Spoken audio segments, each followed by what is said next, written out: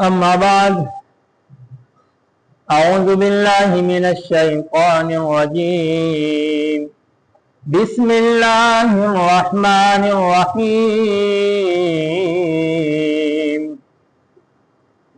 يا أيها الذين آمنوا توبوا إلى الله توبة نصوحا وقال النبي صلى الله عليه وسلم التائب من الذنب كمن لا ذنب له يا رب صل وسلم دائما أبدا على حبيبك خير الخلق كلهم جزا الله عنا محمدا صلى الله عليه وسلم ما هو أهله. محترم سامعين او حاضرین د جمعې مبارکه ورځ ده. نو د دې مبارکه ورځ فضیلتونه ډېر راغلي دي. دیو جن په وخت باندې جمعات ته حاضرېدل پکار دي. جمعات کې ناسته پکار ده. جمعات کې عبادت پکار دی. هم دغه ورځې په برکت سره ستاسو ته یو څو خبرې چې کوم آیاتونه مبارکه مې ولوستو د هغې سرنایي به واچوم، یو څو خبرې به وکړم. الله تبارک وتعالی د آیات مبارک کې د توبې ذکر کوي. مسلمانان با توبه وباسي الله تبارک وتعالی ته، الله په خوشاليږي. دا ټول مخلوقات الله تبارک وتعالی پیدا کړی دي. نو پدې کې فرشته داسې مخلوق ته چې دا خالص خیر دی، دې کې شر نشته. شیطان داسې مخلوق ته چې هغه کې هیڅ خیر نشته، هغه سراسر شر دی. او انسان دې د خیر او د شر دواړو مجموعه ده. کله دې خیر طرف ته مایل شي، کله شر طرف ته مایل شي. ولی د حالاتو نه، د دې زندګۍ نه، د دې متاثر کیږي. نو چې کله متاثر شي نو ددن اکثر گناہ وشي، د الله تبارک وتعالی نافرمانی ته وشي. معصیت او گناہ دې ته په عربی کې سوء ویل کیږي. چې د انسان نه گناہ وشوا، سوء ته وشوا، نو دا سوء ویل کیږي خفګان ته، پریشانۍ ته، ستومانۍ ته. دی با پا دی خپل کار د گناه باندې ستومانه کیږي او پریشانه کیږي به خامخا. یا حالن یا معالن کو مسلمان مومنی د ایمان هغه زور او طاقت یې وي، نه په هغه خپل ګناه په هغه ټیم باندې بیا خپوي چې دا مې څه وکړو. او کو داسې نه نو معالن په قبر کې یا په آخرت کې بدی د خپل ګناه د وجه نه بیا ستومانه او خفه به یو دته به خفګان ورسیږي. نو معنا دا ده چې دا ګناه یو ډېر لوی بد عمل دی. انسان د الله تبارک وتعالی نه لرې کیږي، د ده په زندګۍ کې، په مال کې، په هر څه کې بې برکتي راځي، خوشحالۍ ختمیږي، د الله نه لرېوالی راځي.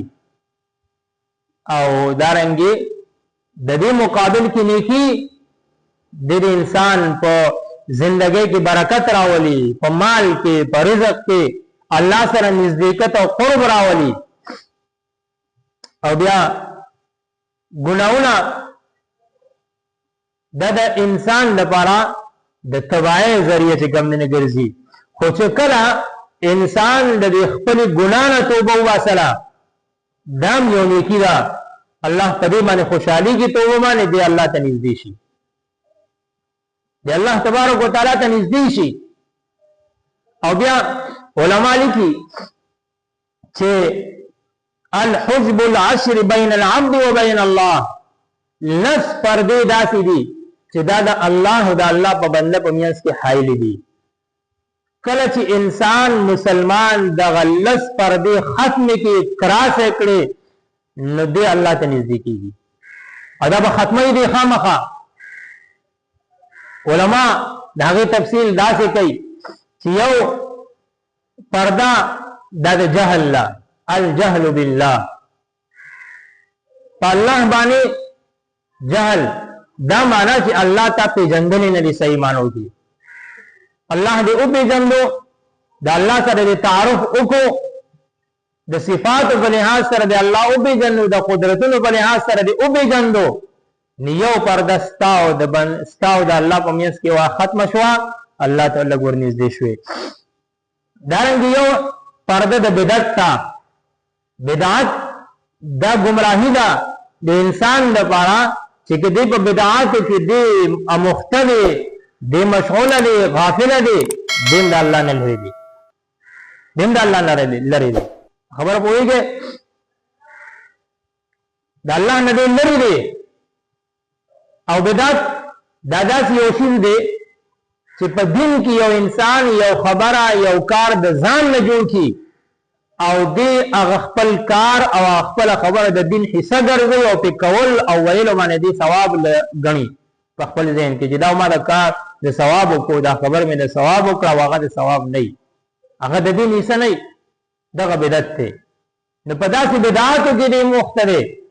په داسې بدعاتو کې دې لګیا دي جون تیرای، دا یو پرده ده او د الله په میانس کې دا به ختمي. ورپسې باطنی کبائر غټ غټ دا د انسان لپاره پرده جوړیږي چې انسان دغه ځان لنر کی. باطن د انسان ډیر خرابي، پدې کې تکبر دی، پدې کې غرور دی، پدې کې فخر دی، پدې کې غیبتونه دي، پدې کې حسد دی، کینه ده، بغض دی. دا ټول داسې باطنی بیماری دي چې دا د انسان لپاره د الله د درمیان کې پرده جوړه شوې ده، دا به ختمي، دا به ختمي. دارنګه بل پرده څلورم نمبر د انسان لپاره د غټو ګناهونو ده، ظاهري غټ ګناهونه دا د انسان لپاره لویه پرده جوړه شوې. دغه پرده دا ما ټول غواړي ختمول به غواړي چې د غټو ګناهونو نه سړی ځان وساتي. یا کوم احادیث مبارکو کې د اوسه پورې شمیر راغلي دي، یا هر یو انسان ځان ته ګوري چې د غټ ګناه کوي څنګه کوي، په کومه طریقې سره کوي، د هغه ګناه نه ځان ساتلی. که دا ګناهونو کې دی مشغوله دي او مصروفه دي، نه دا پرده د لپاره جوړیږي، دا پرده به ختمي ماتي به دی الله ته نږدې کیږي. دارنګه د وړو ګناهونو پرده د انسان لپاره ده، انسان لپاره د وړو ګناهونو پرده جوړه شوې ده. واړه ګناهونه سپک ګڼل، بار بار کول، او دارنګه په داسې بے دردۍ سره کول چې دا ګناه نه ده، یا دې کې سسا ګناه نشته، ما ته پکې څه زجر نشته، نه یو ګناه ولا بار بار د اصرار سره کول د انسان لپاره بیا ګوره غټه ګناه ګرځي. نو دی وجنه د وړو ګناهونو نه ځان ساتل ولدام نه انسان لپاره پرده د الله د په میاس کې جوړیږي. د شرک پرده الحمدلله مسلمانان د مشرکان نه دي، خو عام انسانانو لپاره شرک دا د لپاره پرده جوړیږي د الله نه چې کوم نه لري کوي. د مالدارو خلکو لپاره د اغي مال په فضولیاتو کې لګیدل دام لري پرده ده. اسی انجوای لپاره راشي او داسې یو کار په خپل پیسو باندې کی چې دا غیر نه د دنیا فائدې نه د آخرت او د دین فائدې. د خپل مال فضولیاتو لګول دام نه انسان لپاره پرده جوړیږي. او دارنګه د غفلت پرده انسان زړه د انسان ظاهر دا د نیک اعمالو نه د دین نه د عبادتونو نه د ذکر او فکر نه غافلې د الله یاد نه کوي نو دا پردم خطرناک ده د غفلت پرده هم دې ختمي ورپسې د رسم او رواج پرده رسم او رواج دا انسان لپاره تباہی ګرځي ولې بعضې رسم رواجونه داسې چې د شریعت نه د دین نه چې کوم نه خلافي نو دا هم دې ختمي دې کې هم دې نه مشغوله کېږي نه مصروفه کېږي او بله پرده آخري په خپل نفس باندې اعتماد کول دا خطرناکه پرده ده ولې نفس دا د شیطان ملګرتیا کوي دیو جن شیطان دوکه کی خپل نفس باندې به تکیه نه لګای اعتماد ونه کوي ولې که دغه اعتماد دیو کو نه تبا کېږي خپل نفس په خپل کنټرول کې ساتي او د دې اعتماد ته به ځکه نه کېني چې دا نفس ته بیا غلط طرف ته بوځي دا ټول خبرې دا د انسان لپاره پردې جوړېږي نو معنا دا شو چې دا غټ ګناه دا د انسان لپاره لویه پرده جوړېږي یا وړه ګناه دا هم پرده جوړېږي انسان د وړې د غټو ګناه نه توبه وباسي زمونږ بیان او زمونږ مقصد هم دغه دی چې د ګناه نه توبه وباسل دا د انسان لپاره د خیر ذریعہ ګرځي الله په دې باندې خوشحالېږي او الله تبارک وتعالی هم فرمایي اے مؤمنانو توبوا الى الله توبه نصوحا خالص توبه الله توبه سے خالص توبه څنګه ده داسې ده مثال به داسې درکم یو واقعا په حدیث مبارکو کې ذکر کیږي د نبی علیہ الصلوۃ والسلام زمانه ده یو ځوان دی هغه کپنونه نه مړونه وباسي هغه کپنونه بیا خرڅي دغه کار روزګار دا هغه دی نو یو ځلې دی مقبرې ته د شپې لاړو یو نوې مړې په انصارو کې شوی او هغه مړې زنانه وه او ښایسته وه انصار هم ښایسته وه عرب ښایسته یې دی چې لاړو قبر یې وکنستو کودایي وشوه او د هغې نه کفن لړکو نو دی په آی وخت کې د نن داسې ګناه وشو هغه نفس ما درته وایي چې نفس باندې اعتماد نه کوي نفس دوکه کو دغه ځای کې چې کوم دی شیطان او نفس وله راغی او دی په زنا کې چې کوم دی اخته کو چې دی کله د هغې نه فارغ شو راپاڅېدو کفن یې راواغستو را روان دی هغه زنانه ورپسې راپاڅېده ای د الله بنده الله دې ذلیل او خوار کا څنګه چې تا زنن د دې مړو په دې ماحول کې او په دې ځای کې تا ذلیل او خوار کړم او د قیامت پر ورځ باندې به زما لاس ستا ګریوان وي تا به زه رانیسم الله ته به مخامخ کوم چې یا الله دا سړی دومره بې حس و دومره بې ننګ و چې د مړو په میدان کې دی راغی زما سره دغه بدفعلي وکړه دغه چې کوم دی کار یې وکړو الله زه وشرمولم الله ته چې کوم دی وشرمئ د ځوان سره زړه کې یره پیدا شوه چې یا الله دا مې څه وکړو یو ګناه دا ده چې ما دې کفن وباسو دویمه ګناه دا ده چې نور دغه حیا چې کومې جامې وي هغه مې هم ته لر کړې ظاهري او باطني ما وشرموله الله دا مې ډېر غلط کار وکړو احساس سره د خپل کار پیدا شو چې عظیمه ګناه مې کړې ده نو د هغې نه راغې او جاړې چغې وایي یا الله دا مې څه وکړو یا الله دا مې څه وکړو یا الله دا مې څه وکړو جاړې چغې وایي د نبی علیہ الصلوۃ والسلام دربار کې په دروازه کې ناستې نو ابو بکر صدیق رضی الله تعالی عنہ ته تیر شو عمر فاروق رضی الله تعالی عنہ ته تیر شو او دا دی جاړي هغه نبی علیہ الصلوۃ والسلام ته او فرمایل اے د الله رسول یو ځوان جاړي چې وای ورادن نه کوي راي وسته ځان ته مخامخ کیناو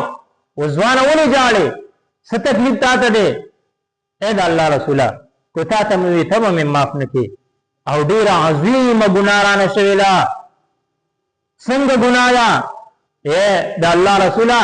د زمکو نه غټه ده د غرونو نه غټه ده د اسمانونو نه غټه ده د دې دنیا نه غټه ده د دې کائنات نه غټه ده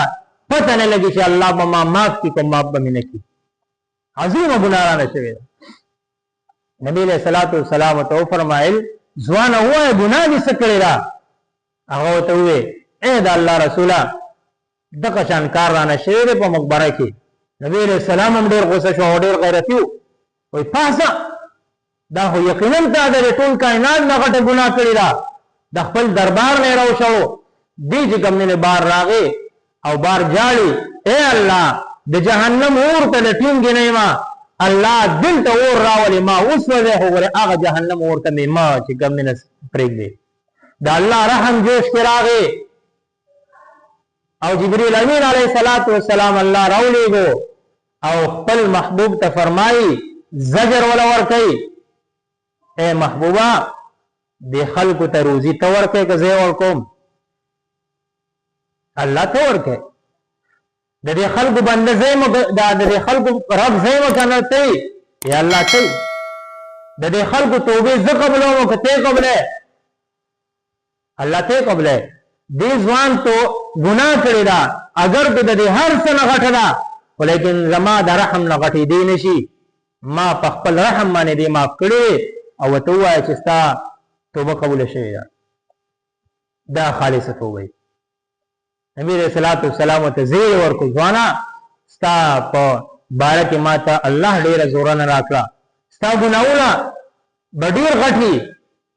ستا ارث هغه به دومره لوی چې د هر څه نه غټي ولیکن دا الله رحم د دې ټول ارث نه چې کوم نه غټته د دې وجه ناراضه چې توبه واسي توبه دا داسې د فائدې شي دی چې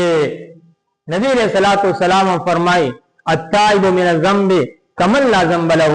توبه وستون کې کس داسې دی لکه چې داړو ګنا نه کړی داړو ګنا نه کړی ګنا نه بالکل صفا لکه د مور نه چې پیدا شي صفا ندی وجنه توبه ډېر فائدې دي اوس د توبه د دې ارکان سری د دې ارکان چې توبه جوړیږي د سنا نو د توبه یو رکن هغه اخلاص دی په اخلاص سره به توبه وباسي دویم نمبر رکن د ګناهونو رمضان بیا منکه دانه چې توبه وباسي بیا بیا په خپل قصدن آمدن ارادي سره توبه بیا بیا چې کوم دین ګناهونه کوي او دریم نمبر شرمندگی ندامت په اختیار په خپل عمل دا درې کارونه په خپل توبه کې راولي دا د توبه ارکان دي ان شاء الله الله وتعالى معاف کی تر مرګ پورې زمونږ د بار د توبه دروازه کولاو دا او کو بیا د مرګ आवाज را پسې وشو بیا به موږ پسې د توبه دروازه بنديږي نو د دې وجه نه مخکې توبه واسل پکار دي ګناونه موږ واړه غټ هر انسان ګناګار دی هر انسان ګناګار دی دیو جن توبه وباسل پکار دي به د توبه د وجه نه چې کم هغه مذمتونه دي یا د توبه د وجه نه په انسان په ژوندۍ او په بدن باندې او د ټول حالات باندې کم اثرات غلط راځي داغي بیان به ان شاء الله بیا اند جمعه کې کو چې الله تبارک وتعالى جن راکو جن وفا وکړه ان شاء الله دغه متعلق تفصیل به بیا په اخره جمعه کو په بل جمعه کو الله تبارک وتعالى دې موږ ته په دې سو خبرو باندې د عمل کول توفیق نصیب کړي او اخر دعوانا